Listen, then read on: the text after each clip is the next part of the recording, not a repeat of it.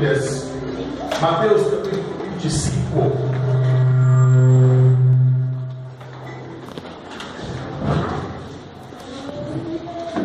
Mateus capítulo 25.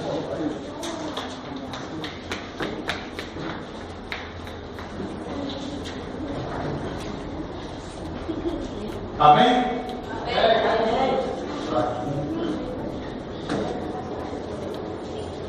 Versículo 1 e 2 diz assim: Então o reino dos céus será semelhante a 10 virgens que, tomando as suas lâmpadas, saíram ao encontro do noivo. 5 eram insensatas e 5 prudentes.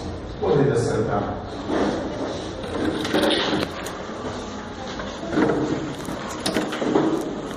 Deus usa várias maneiras e meios para falar conosco. Deus é um pai que tem prazer em falar com seus filhos, em instruí-los, em ensiná-los. E quando eu olho para a palavra de Deus, eu vejo as diversas formas que Deus insistentemente usa para falar com a sua igreja.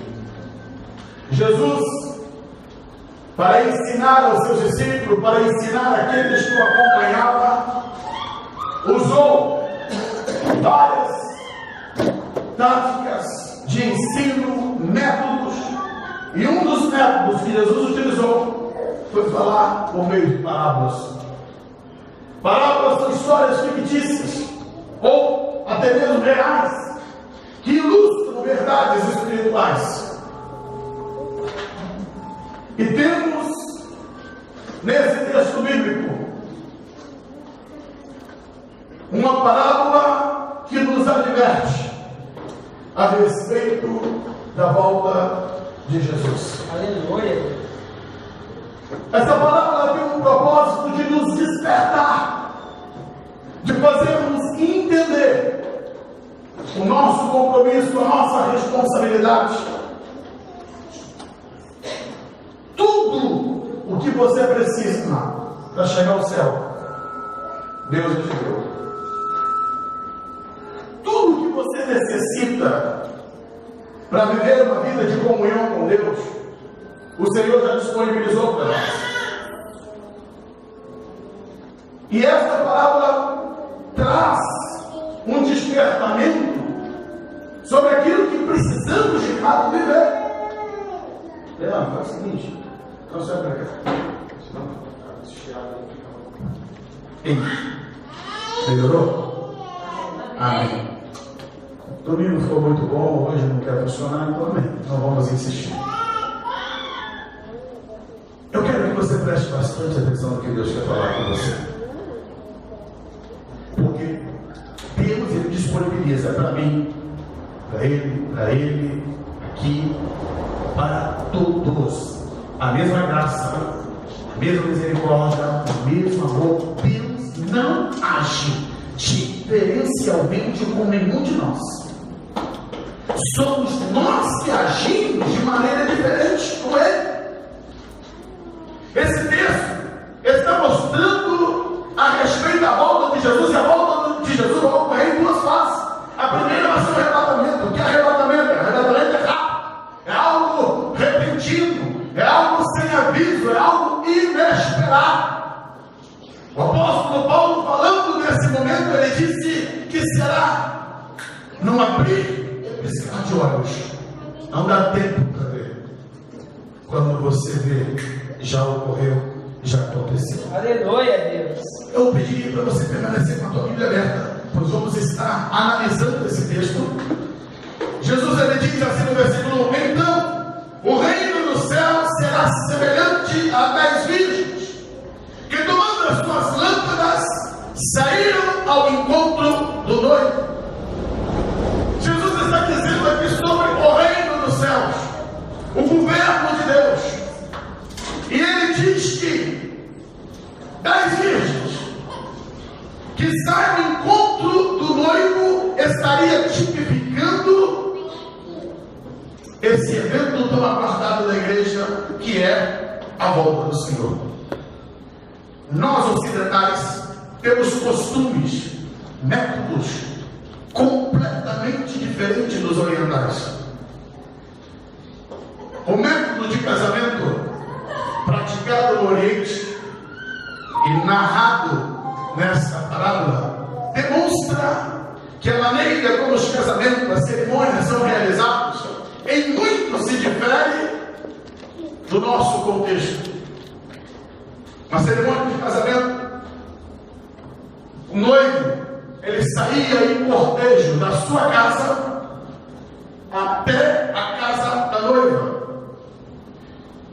E nesse texto bíblico aqui, as noivas, elas ficaram aguardando as virgens, né, que seriam 10 donzelas, seriam as damas, as amigas da noiva. Elas ficavam aguardando próximo à casa da noiva. Quando o noivo se aproximava da casa, ela se juntava ao cortejo com as suas lâmpadas, com as suas lamparinas acesas. Elas então iluminavam para que o noivo entrasse e fosse então realizada ali a festa de casamento.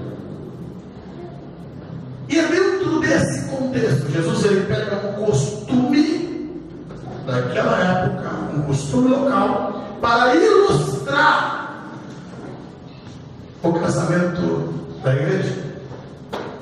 Sempre digo e repito, toda parábola ela tem carência quando aplicamos ela dentro do sentido espiritual. Eu quero aplicar hoje essas 10 virgens, comparando a minha postura, a tua postura como igreja do Senhor. A Bíblia está falando aqui que o reino dos céus era semelhante a 10 virgens. Ele está dizendo um número completo: 10 virgens, 10 donzelas, eram amigas da noiva. Elas faziam parte daquele ritual. Virgindade fala o quê? Da pureza, da santidade. E o primeiro ponto que eu observo nesse sentido, todas elas eram iguais.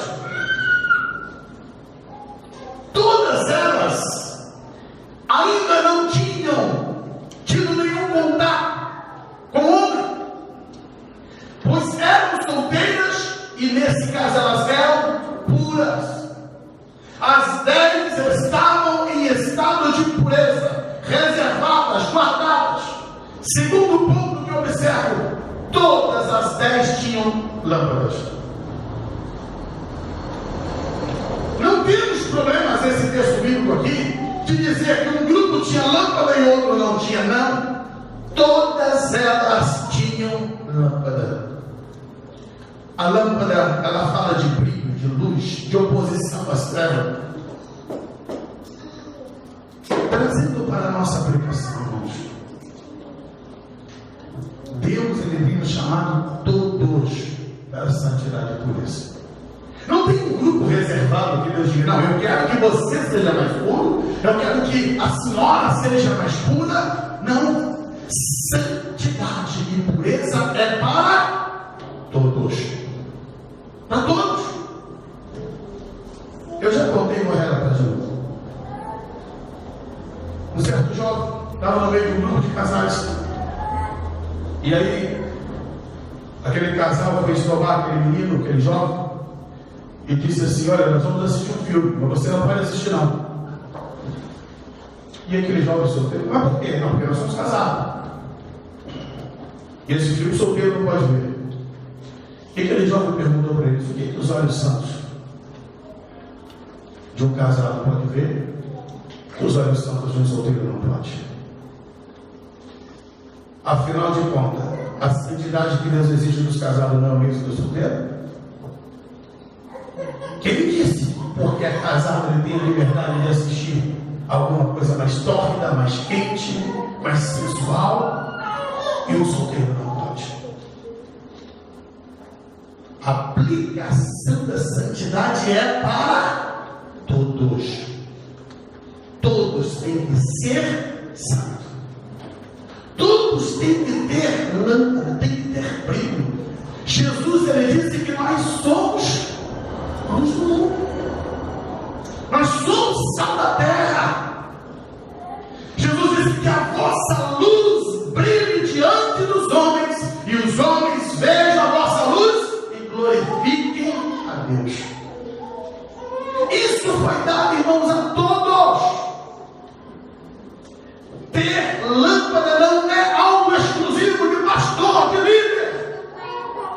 O nosso testemunho de vida tem que ser em toda a igreja. Todos são chamados, convocados para brilhar. Um ponto que a luz me chama a atenção é que a luz contrasta as trevas. Amados, onde chega a luz é impossível conviver luz e trevas. Quando nós chegamos para o culto, se abre a igreja, fica tudo escuro. A partir do momento que você começa a acender as lâmpadas, automaticamente as trevas se dissipam. Glória a Deus. A presença da vida da igreja tem que excluir as trevas. Todos nós temos que ter as nossas lâmpadas acesas. Um outro detalhe que eu observo é que todas as 10 estavam cotadas e contadas para a cerimônia. No final, quando estivermos analisando aqui, vamos ver que o grupo se separou, mas não foi nem a noiva e nem o noivo que distinguiu quem vai e quem não vai. Todas elas estavam alistadas, todas elas foram chamadas. O chamado de Deus é para mim e para você, é assim, ó, para todos. Todos. Todos nós somos chamados para participar das bodas, da festa. O que pode me colocar para o lado de fora? Eu mesmo. O convite de Deus já te deu, não. Você já está na lista dos convocados. Aquelas 10 poderiam participar porque elas já estavam incluídas. Porém, a Bíblia diz aqui que este grupo de virgens se subdividiu em 2 grupos. O primeiro grupo, versículo 2, diz assim: 5 eram insensatas. Isto quer dizer que havia 5 moças ali que, apesar de serem virgens, tinham lâmpadas, estavam cotadas, as lâmpadas delas estavam acesas. E por que elas são chamadas de imprudentes? Qual era o diferencial? O que fazia diferença para dizer se uma era prudente e a outra não era? O diferencial é que este primeiro grupo não levavam reserva de azeite. É um diferencial pequeno. Porque o segundo grupo é chamado de grupo de prudentes. Olha o que diz no versículo 2: 5 eram insensatas e 5 prudentes. Aparentemente todas elas eram iguais, tinham as mesmas características. Não tinha como distinguir a olho nu. Você olharia para todas elas e diria: igual. Todas eram iguais. Porém, amados, o diferencial era que as prudentes levavam consigo reserva de azeite. As imprudentes não levaram consigo reserva de azeite. O que isso tem a ver conosco? O que isso significa dentro do nosso contexto de vida? Quando nós olhamos, amados, entre nós, aqui, na igreja, nas outras igrejas, olhamos de maneira generalizada, todos estão arrolados no hall de membros, todos têm a mesma característica, tudo igual. A diferença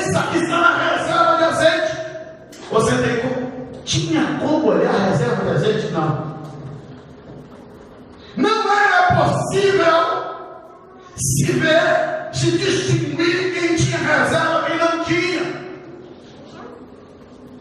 É algo pessoal.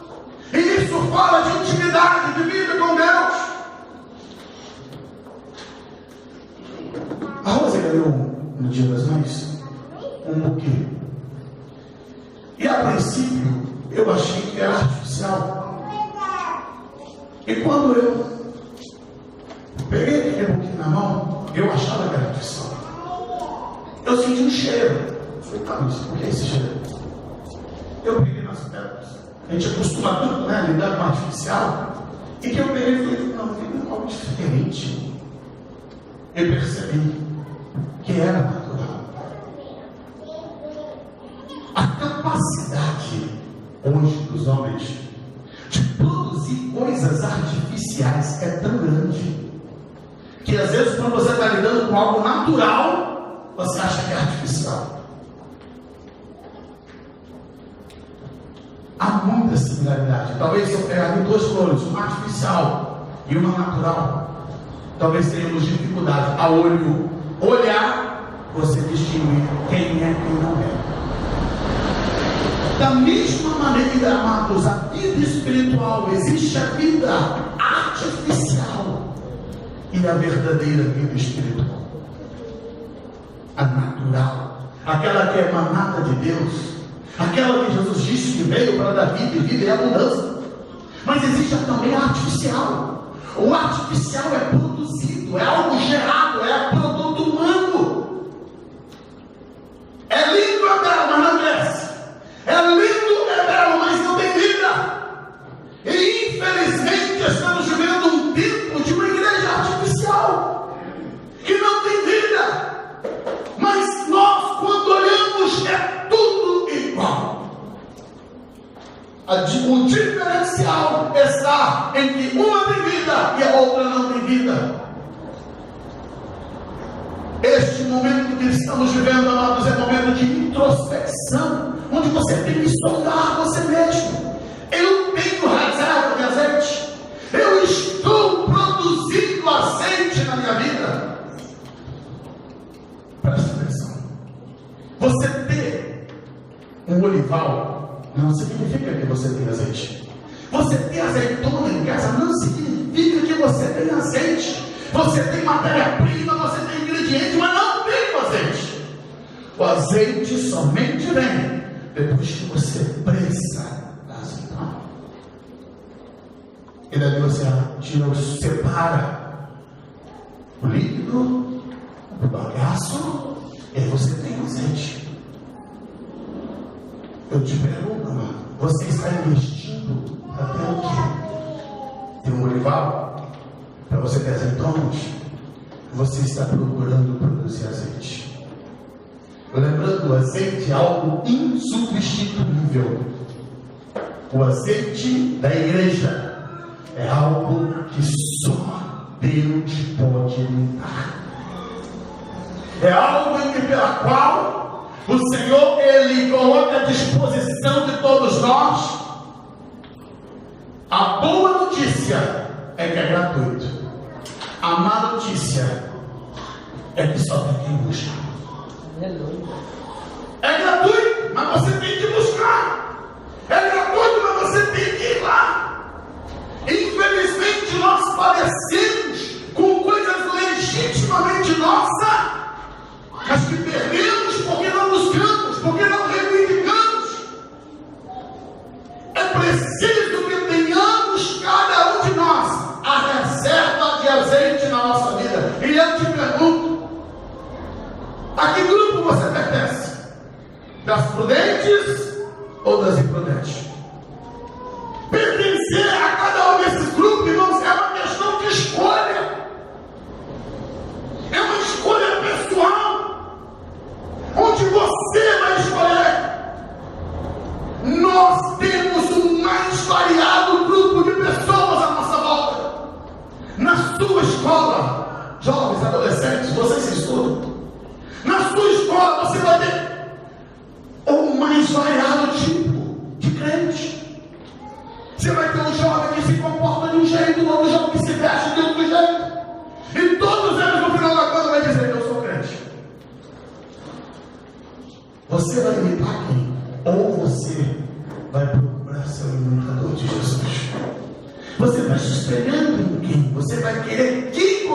dedo para você. No seu setor de trabalho, você vai ter inúmeros tipos de crentes, de diversas denominações, de diversos grupos. Mas e você? Quem é a sua referência? De que maneira você se postura? De que maneira você faz o seu diferencial?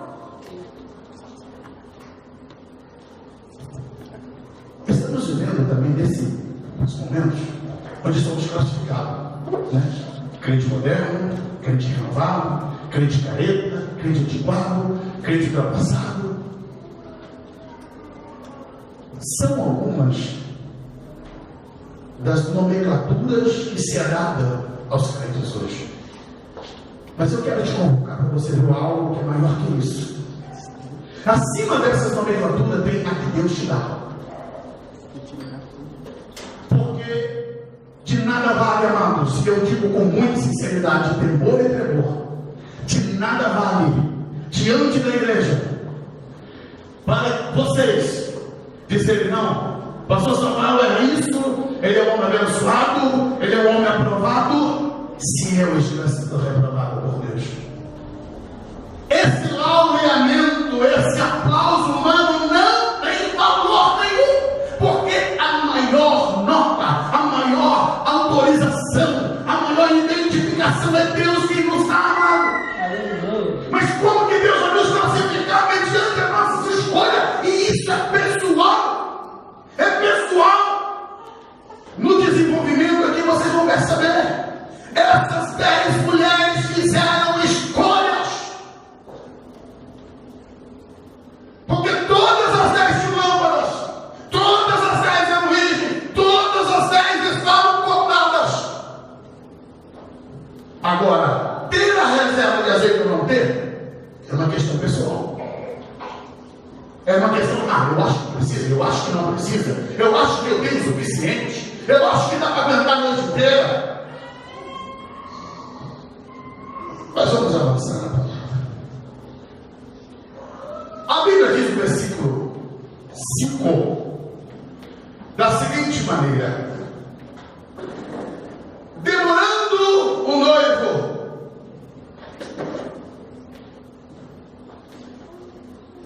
quantas pessoas que dizem: Jesus está demorando muito. Como Jesus está demorando, dá tempo de eu fazer isso, eu me acerto. Jesus está demorando, então dá tempo de eu. Já viu aqueles irmãos, você vai pedir 5 minutos de licença para Jesus, eu faço isso, depois eu peço perdão. O perigo, irmãos, é que pode não dar tempo. Essas mulheres, agora veja bem, as 10, todas as 10 passaram pela mesma prova. Todas as 10 enfrentaram o mesmo problema. Qual era? O problema do fator tempo. O noivo estava demorando a chegar. O noivo estava ultrapassando o tempo que elas consideravam que ele viria. E aí, quando isso ultrapassou o tempo, gerou um problema. O versículo 5 diz que elas começaram a fazer o quê? Cochilar. O cochilar é algo engraçado, né? É uma briga contra o sono. Você começa ali, ó. Você pesca. É aquela briga que só graça, né? Você fica aí, daqui a pouco você está dormindo com o olho aberto. É a briga do sono. Todas as 10 enfrentaram essa briga com o sono, o cansaço, o tempo de espera. E a Bíblia diz que elas fizeram o quê? Dormiram. Foram vencidas pelo cansaço. Foram vencidas pelo tempo. Precisamos vigiar, orar e aguardar em estado de prontidão. Dentro desse aspecto, todas as 10 foram vencidas pelo sono. Irmãos, o que é que está te vencendo? O que é que está te vencendo? Está conseguindo fazer com que você perca a sobriedade? Ser vencido pelo sono é tornar imperceptível aquilo que acontece à nossa volta. É não ter mais noção das coisas que estão ocorrendo. Sabe qual é o grande perigo que a igreja corre hoje? O sono. Aqueles que estão sendo vencidos pelo sono começam a cochilar e dormir, e aí o que acontece? Não consegue perceber a fúria, o ódio que o inimigo está espreitando a nossa vida. Não consegue perceber quantos que estão morrendo sem Deus, sem salvação à nossa volta. Porque quando você dorme, você desliga. Você não tem como ver o que está acontecendo. Quantos acidentes, quantas famílias destruídas porque alguém dormiu no volante. E se ele não morrer, o motorista, ele simplesmente vai dizer: eu estava dormindo, não vi nada, não lembro de nada, não sei o que aconteceu. Às 10 dormiu. E aí eu digo: Deus não quer que você durma. Deus não quer que você seja vencido pelo tempo, pelo cansaço. O diabo tenta dar o cansaço em nós, irmãos. É uma luta, é uma prova, é uma dificuldade. É uma cada outra. Quando você pensa, venci, a outra está prontinha, já está esperando. Eu me lembro de uma certa feita, quando o técnico de vôlei da seleção brasileira, Bernardinho, um homem vitorioso, com grandes conquistas, ele havia acabado de conquistar um título, e o repórter foi perguntar para ele: Bernardinho, como você se sente diante desse grande triunfo da sua vida, desse triunfo que você está tendo? Ele disse: me sinto alegre e feliz, mas amanhã estou na beirada da quadra me preparando para o próximo título. Aquilo me marcou muito, porque aquele momento ali era só de celebração. Ele deveria estar empolgado, porque ele havia conquistado um grande título, era um momento de alegria, mas ele dizia: estou alegre, estou feliz, mas amanhã eu volto a bater de novo, porque tem mais títulos para serem conquistados, tem mais outras coisas para serem vencidas. Assim também na vida do crente. Se você fica muito tempo tentando se alegrar com uma vitória, amanhã pode ser tua derrota, porque o inimigo não para de agir, de mover, de atuar contra nossas vidas.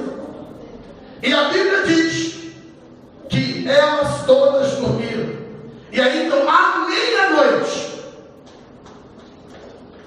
versículo 6: mas à meia-noite ouviu-se um grito. Meia-noite, tempo inesperado, momento inoportuno, momento que você acha que não iria acontecer mais. Elas todas já estavam vencidas. Achavam que o noivo não viria naquela noite, mas veio. Ele veio na hora que elas não esperavam. E como elas foram acordadas? Mediante um grito. Aí vem o noivo.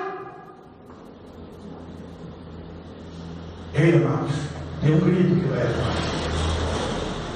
Esse grito chama-se trombeta de arcanjo. A Bíblia diz que quando a trombeta tocar, aqueles que estiverem mortos ressuscitarão para encontrar com o Senhor nos ares. E nós que estivermos vivos seremos arrebatados. E juntamente haveremos de nos encontrar com o Senhor. Há um grito que vai dar. E você precisa estar despertado para ouvir. Para dizer: eu estou aqui, eu vou subir. Eu não vou ficar aqui. O momento que o grito vier, eis o noivo. Eu estou pronto para subir e para estar com o noivo. Aleluia. Porém, este momento é um momento em que, pela qual revela dois grupos: o grupo das prudentes e o grupo das imprudentes. Até esse momento, todas elas eram iguais. Tinha lâmpada, eram virgem, estavam botadas. Mas neste momento que deu o grito, eis aí o noivo, pronto, aí separou o grupo. Por quê? Porque a Bíblia diz que um grupo tinha reserva de azeite e o outro não tinha. O versículo 7 diz assim, depois do grito: então todas aquelas virgens se levantaram e prepararam as suas, todas elas. Levantou-se todas. E aí, quando todas elas se prepararam para entrar com o noivo, aí o grupo percebeu. Versículo 8 diz: é assim, sensatos, disseram as prudentes: dai-nos do vosso azeite, as nossas lâmpadas se apagam. Eles estavam dizendo: as nossas lâmpadas correm risco de serem apagadas. Uma surpresa para elas. Sabe por quê? Porque elas não se aperceberam que elas não tinham azeite suficiente para entrar na festa de casamento. Elas enganaram a si mesmas. Aquelas virgens não foram atenciosas consigo mesmas, traíram a si mesmas. Até aquele momento da meia-noite, elas estavam cotadas e alisadas, mas quando deu o grito, a surpresa horrorosa é que elas não tinham mais como entrar. Aí tentaram dar um jeitinho. O versículo 8 diz que elas então pediram para que as prudentes dessem azeite para elas. Porém, eu aprendo aqui, irmãos: azeite não se empresta, azeite não se ganha, azeite se busca da fonte que é Deus. Aleluia. Ele tem para nos dar, mas porém tem que ser no tempo de Deus, no momento que se chama hoje. Eu olho para essas mulheres e meu coração traz um grande peso no meu coração. Sabe por quê? Porque ninguém podia ajudá-las naquela hora da noite. No meio da noite elas perceberam que faltava azeite para elas. As lâmpadas que brilharam durante tanto tempo, agora não tinha azeite suficiente para permanecer acesas. Iriam se apagar, e lâmpadas apagadas não entrariam nas bodas. E elas olham para aquela situação e percebem que as amigas não podiam fazer nada por elas. As prudentes não repartiram. Aí eu anotei: seria egoísmo? Foram elas egoístas? Por que não repartiram? Por que não doaram? Não, irmãos. Existem certas coisas na vida que não dá para repartir. Não se reparte unção, não se reparte ministério, não se reparte dom, não se reparte talento. Essas coisas foi Deus que te deu. Isso daí não se transmite, não se passa. E Deus colocou para todos. O teu está com Deus, o meu está com Deus. É só eu buscar, porque está disponível para todos nós. No meio da noite, o que aquelas mulheres fizeram? A Bíblia diz que elas saíram para comprar. Tentaram resolver o problema na última hora. Deixaram as coisas estilo brasileiro. Nós achamos que na última hora tudo vai dar certo. Os contos de fada, as novelas, os filmes criaram uma ilusão do ser humano. No final tudo dá certo, amados. No sentido espiritual, eu tenho uma notícia para dizer: se você não fizer escolhas corretas, não fizer reserva, não vai ter final feliz, não. Porque essas mulheres não tiveram o final feliz. O tão aguardado, o momento tão esperado, foi um momento de derrota para elas. E o versículo 10 diz assim: e tendo elas ido comprar, chegou o noivo. Esse é o problema, irmão. Esse é o problema. Se você não fizer a tua reserva, se você não tiver uma vida de comunhão com Deus agora, neste momento, quando a trombeta tocar, não dá tempo de correr para se consertar, não dá tempo de corrigir as coisas. Elas saíram correndo para tentar comprar, tentando resolver o problema que tiveram tanto tempo para fazer isso. devido. Mas aí o versículo 10 também tem um triunfo. Olha o que diz a parte dele: as virgens que estavam preparadas entraram com ele para as bodas. A Bíblia diz que as prudentes, apesar de terem cochilado, apesar de terem dormido, elas estavam preparadas. Deus sabe, amado, que você tem falhas. Deus sabe que você tem erros. Mas está preparado é quando você tem a tua reserva em Deus, você mantém a tua santidade, porque elas não deixaram de servir. Elas não deixaram de ter as suas lâmpadas acesas e mantiveram também os seus reservas, seu reservatório cheio. É esse diferencial, amados, que vai determinar se entramos nas bodas ou se ficamos de fora. Essas prudentes entraram. Essas prudentes foram com o noivo. E sabe como é que termina o versículo 10? Fechou-se a porta. A porta se fechou. A arca que Noé construiu, depois que os animais entraram, depois que Noé e sua família entrou, a Bíblia diz que a porta se fechou. E ninguém mais podia entrar. Ninguém mais poderia arrombar, chegar ali dentro. E a Bíblia está dizendo que depois que as prudentes entraram, a porta se fechou.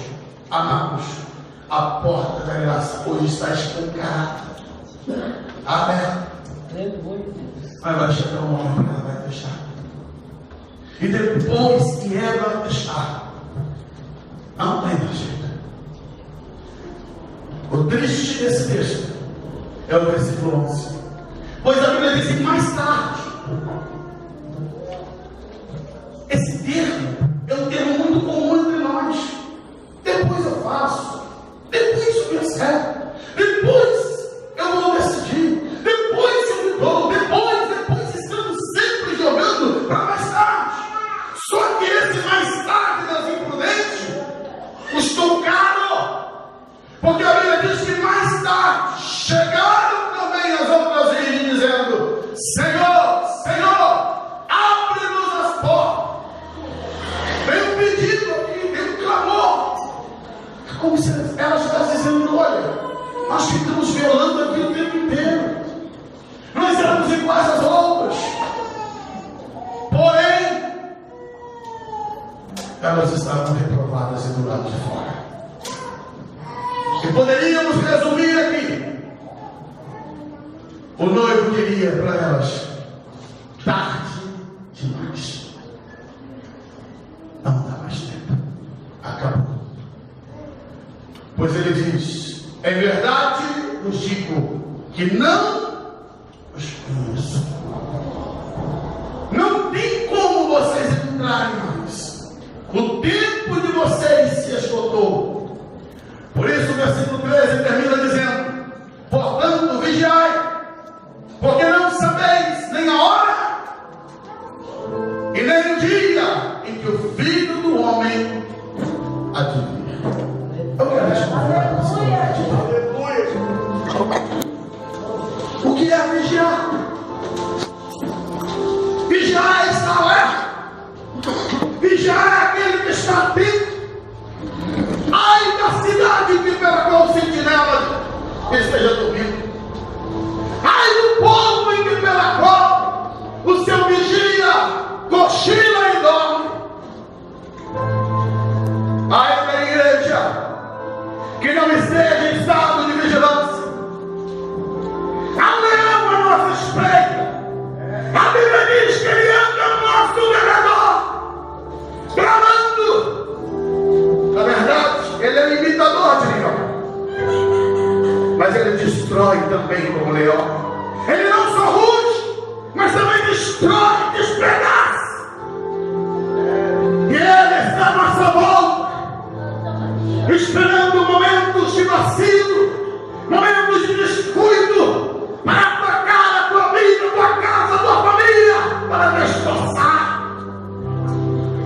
Mas se sua lâmpada estiver acesa, se houver reserva de azeite, a luz estiver brilhando, você vai perceber as artimanhas do inimigo. Você vai ver ele, mesmo que ele esteja no escuro, rompindo na glória de Deus em você. Não vai deixar você ser confundido e nem tampouco enganado.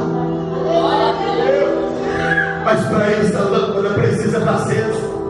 E para a lâmpada estar acesa eu preciso ter azeite. Deus está chamando-nos, amados, para que nós possamos refletir. A que grupo você pertence nessa noite? Você está entre as prudentes? Ou você está entre as imprudentes? Se a trombeta tocar hoje, se hoje for anunciado eis o noivo, você vai poder dizer: ora aí, Senhor Jesus. Ou você vai ter que correr e dizer: deixa eu comprar azeite. Pastor, me ajuda, irmão, me ajuda, irmã, me ajuda. Reparte comigo o teu azeite.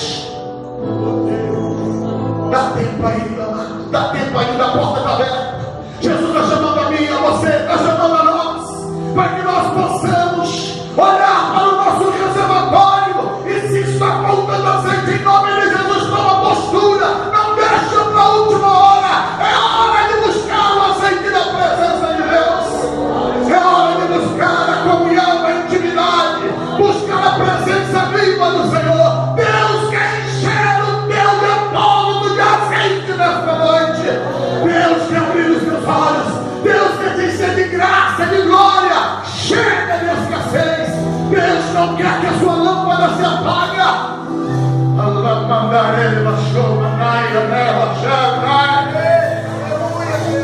Aquelas mulheres não perceberam que a lâmpada estava se apagando no momento que o noivo apareceu.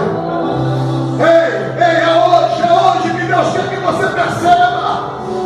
Deus não quer que essa lâmpada se apague, mas para isso você precisa buscar o azeite de Deus. E o azeite está disponível. O Espírito Santo se faz presente nesse local.